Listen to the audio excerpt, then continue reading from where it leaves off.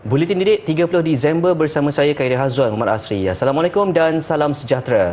Dewan Sekolah Jenis Kebangsaan Cina SJKC Mancung disebelungi suasana suram siang tadi. Kira-kira 600 guru, murid, kaki tangan sekolah dan ibu bapa hadir memperingati mangsa yang terkorban dalam tragedi tanah runtuh di Batang Kali berhampiran Gotong Jaya baru-baru ini.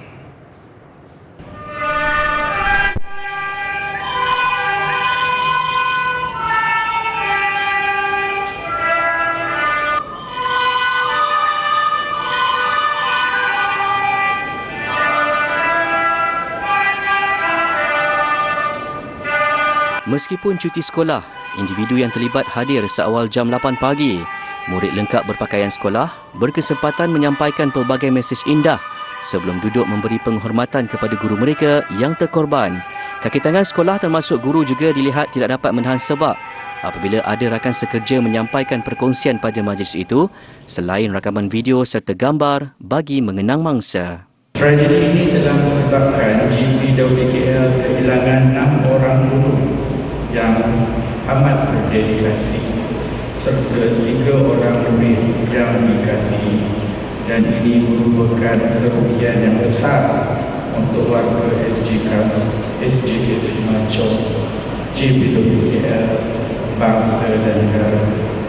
Pihak jabatan amat sekali berterima kasih atas kehormatan yang telah diberikan oleh semua pihak kepada ke-6 guru yang terkorban dalam tragedi ini. Dalam tragedi 16 Disember lalu, 11 daripada lebih 20 mangsa dari sekolah SJKC Mancung terkorban apabila tanah tiba-tiba runtuh ketika mereka sedang berkemah di Fathers Organic Farm.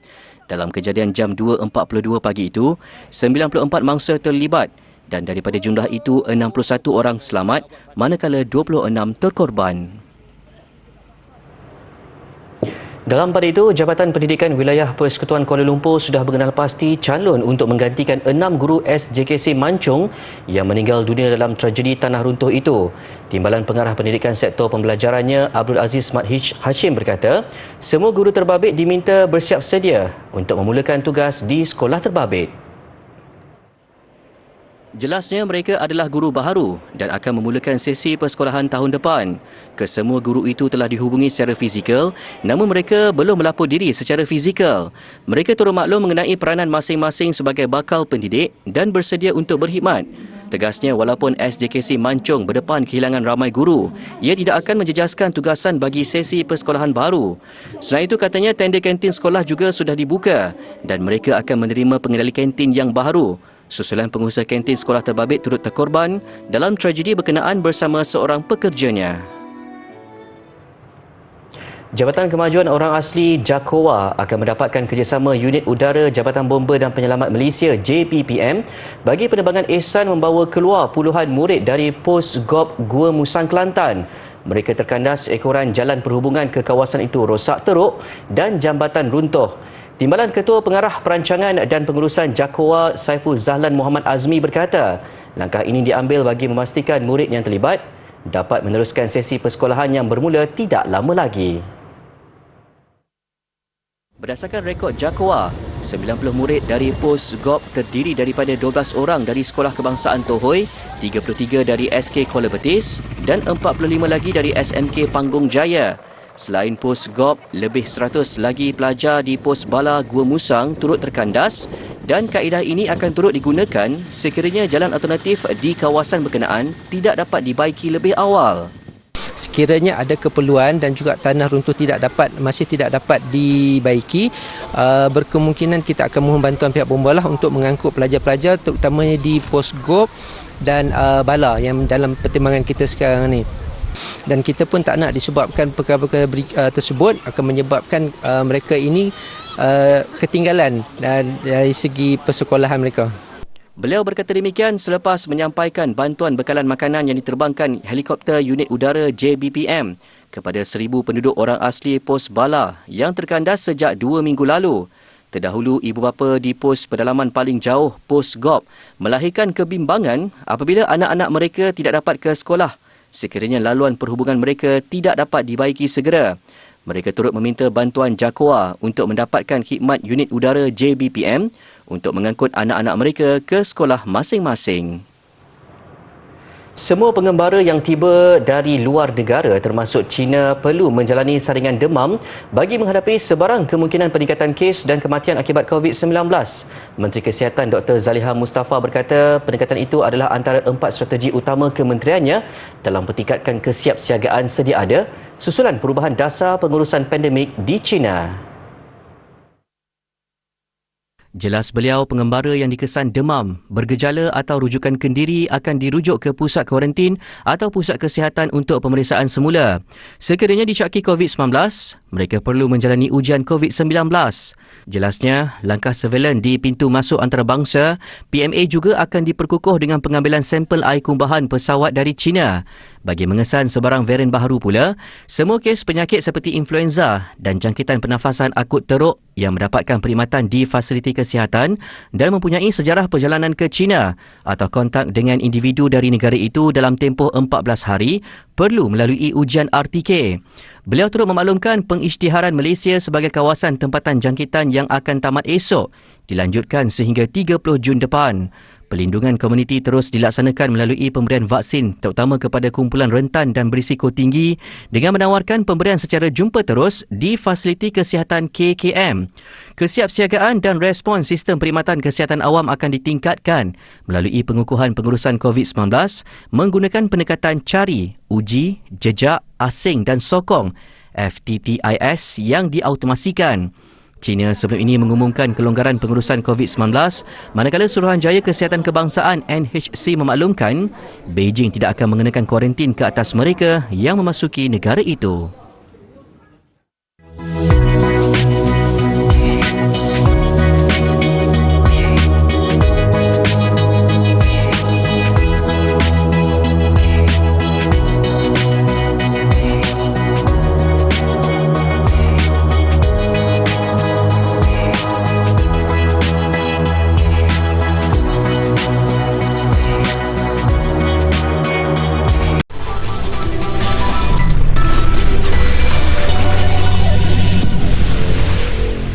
Kembali di Buletin Didik. Di kebanyakan sekolah, projek tanaman sayuran menjadi pilihan untuk diusahakan sebagai pembelajaran luar bilik darjah. Namun kelainan dicipta warga Sekolah Kebangsaan Padang Besar Utara di Perlis yang memilih tanaman hiasan pokok ati-ati. Dengan harga di bawah RM10, mereka tidak menang tangan mengusahakannya. Dinamakan projek TS25, tapak semayanya terletak di Laman Cinta Hati di belakang bangunan sekolah. Amalan pembelajaran berasaskan persekitaran EBL ini merupakan idea guru besar terdahulu yang diteruskan sehingga kini. Cuma saya lebih kepada redesign dia semula dengan projek sistem IoT-nya, lebih kepada sistematik lagi lah. Itu saja. Ketika ini terdapat 26 jenis pokok ati-ati, antaranya yang berdaun hijau, merah tua dan ungu. Terdapat beberapa jenis yang jarang temui. Proses tanaman bermula dari keratan batang yang diusahakan murid dari rumah. Apabila pokok mulai hidup dan merimbun, mereka akan membawanya ke sekolah untuk dialihkan ke tapak semayan yang dilengkapkan dengan sistem pengairan. Menariknya, pokok ati-ati ini sering diborong warga pendidik ketika lawatan penanda aras ke sekolah itu. Kita fokus kepada murid, hasil-hasil dia untuk dijual oleh murid-murid, termasuk dengan promosi, hasil jualan, semuanya diuruskan oleh murid-murid. Projek ni lebih bertumpu kepada PBL lah, Project Based Learning yang dibuat di rumah. Hasil dia dibawa ke sekolah untuk kita perbanyakkan lagi. Keseluruhan proses ini merangkumi 6 kemahiran kalis masa hadapan iaitu teknologi maklumat dan komunikasi ICT, internet pelbagai benda IoT, keusahawanan, pertanian, pengurusan acara serta komunikasi. Bagi murid di bawah program pendidikan khas integrasi PPKI, sekolah sedang melaksanakan tanaman kucai dan tanaman aquaponik. Berbanding paluan kompang, masyarakat di negeri Perak lebih sinonim dengan kumpulan rebana bagi memeriahkan sesuatu majlis keraian. Kumpulan-kumpulan rebana ini sentiasa dipanggil di majlis perkahwinan, majlis berendoi dan tidak ketinggalan setiap kali tibanya musim berkhatan. Menurut Yang di-Pertua Dunia Seni Silat Melayu DSSM Perak Muhammad Zuraimi Razali, kebiasaannya rebana selalu dimainkan di daerah-daerah yang terletak di sepanjang Sungai Perak termasuklah Kuala Kangsar. Selain memeriahkan sesuatu majlis kerakyaan, paluan alat muzik yang seakan-akan kompang ini juga bertujuan menaikkan semangat mereka yang terlibat seperti kanak-kanak di majlis perkatan. Ya, lagu dia lebih kurang lagu yang berada dalam kitab Marhaban.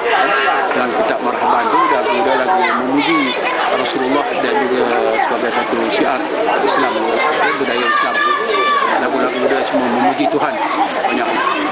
Tambahnya, lagu-lagu yang dinyanyikan sewaktu memukul rebana selalunya diambil daripada kitab Berzanji atau Marhaban yang semuanya bersifat memuji baginda Rasulullah SAW, juga mengagungkan kebesaran Allah Subhanahu Wa Taala. Bunyi kuat yang terhasil daripada pukulan rebana itu pula katanya dapat menghilangkan rasa takut atau gemuruh peserta berkatan. Setiap kumpulan rebana biasanya terdiri daripada 5 hingga 10 anggota dan ada juga yang mempunyai ahli wanita. Beliau berharap tradisi bermain rebana perlu dipertahankan dengan cara menyuburkannya dalam kalangan generasi muda untuk lebih mengenali salah satu cabang kesenian tradisional. Jadi apabila keris ini dapat dikaitkan dengan institusi raja, jadi kita boleh dapat pemilikan keris ini bukan sahaja untuk golongan sultan, malah juga putera-puterinya lah, putera-puterinya. Jadi salah satu contohnya di sini kita dapat lihat keris ini dapat bercirikan keris Jawa lah, diribatkan dari segi hulu dan juga sarungnya, pakaiannya. Dan sampilnya adalah berbentuk gayaman, jadi menampilkan ciri-ciri Jawa.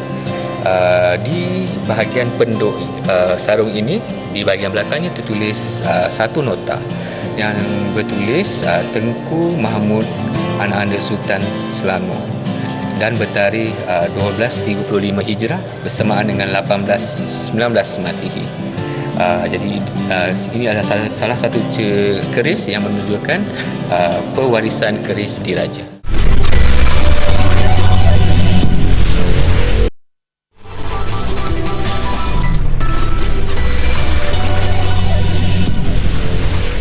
Sebuah zoo tuari di Perancis sering menerima lebihan pokok Krismas yang tidak terjual daripada peruncit besar seperti IKEA dan Trifort. Pokok-pokok itu kemudiannya diletakkan di kandang atau habitat haiwan di zoo berkenaan. Menurut Timbalan Ketua Jabatan Pendidikan Zoo Tuari Baptisto Peturo, usaha itu sangat dialu-alukan kerana pokok baharu boleh merangsang sifat ingin tahu kepada haiwan. Ini sekaligus boleh mengubah tabiat haiwan selain menyuntik deria bau berlainan yang dianggap penting untuk kesejahteraan haiwan. Malah ada juga yang suka mendekatkan badan ke sesetengah jenis pokok kerana menyukai baunya dan menganggap ia satu keselesaan. Sudah tentu usaha ini wajar dipuji kerana syarikat besar mampu mengelak pembaziran dengan tidak membuang pokok. Sebaliknya, ia dihadiahkan semula kepada alam dan makhluknya. Avatar The Way of Water muncul filem terpantas melepasi jualan tiket $1 bilion atau 4.4 bilion ringgit di box office global tahun ini. Lebih manis, kejayaan itu terhasil hanya dalam masa 14 hari ditayangkan di pawagam. Filem sequel Avatar ini mengetepikan Top Gun Maverick yang mengambil masa 31 hari untuk meraih jumlah tersebut, manakala Jurassic World Dominion mengambil masa lebih 4 bulan. Dalam sejarah perfilman, hanya 6 filem melepasi penanda aras $1 bilion dalam tempoh 2 minggu tayangan. The Way of Water menampilkan semula Sam Worthington dan Zoe Saldana sebagai keluarga Na'vi ketika kehidupan mereka di Pandora diganggu Sky People yang kembali selepas 10 tahun. Terdahulu, pengarah James Cameron berkata, filem kedua ini perlu menjana $2 bilion untuk mendapat pulangan modal dan jumlah lebih besar untuk mengatasi rekod dicipta filem pertama.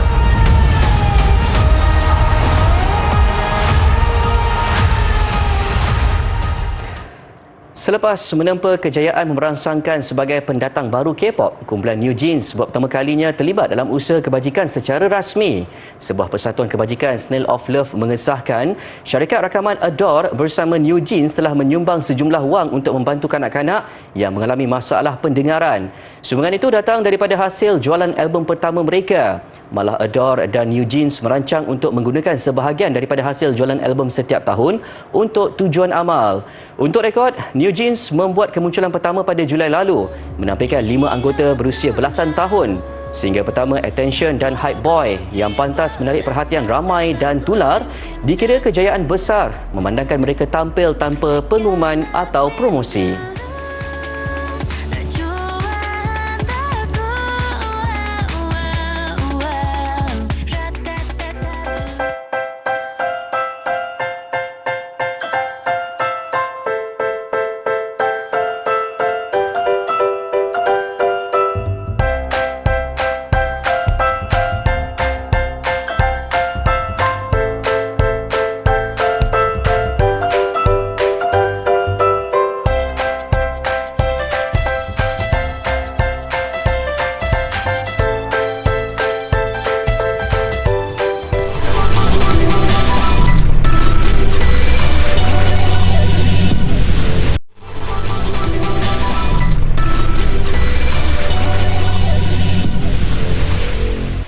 Selepas lebih setahun bertarung dengan penyakit kanser, Raja Bola Sepak Dunia Pele akhirnya disahkan meninggal dunia.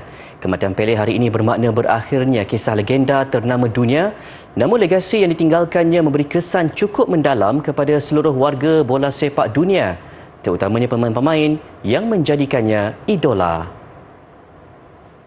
Bermula dengan pembuangan tumor di bahagian kolon pada September tahun lalu, Edson Arantes do Nascimento atau lebih popular dengan nama Pele mula mengalami masalah buah pinggang dan prostat. Beliau menjalani kemoterapi selepas itu dan sehingga November lalu dikejarkan ke hospital kerana mengalami bengkak-bengkak dan masalah di bahagian jantung. Pele disahkan meninggal dunia disebabkan kegagalan beberapa organ berfungsi berkaitan kanser yang dihidapinya.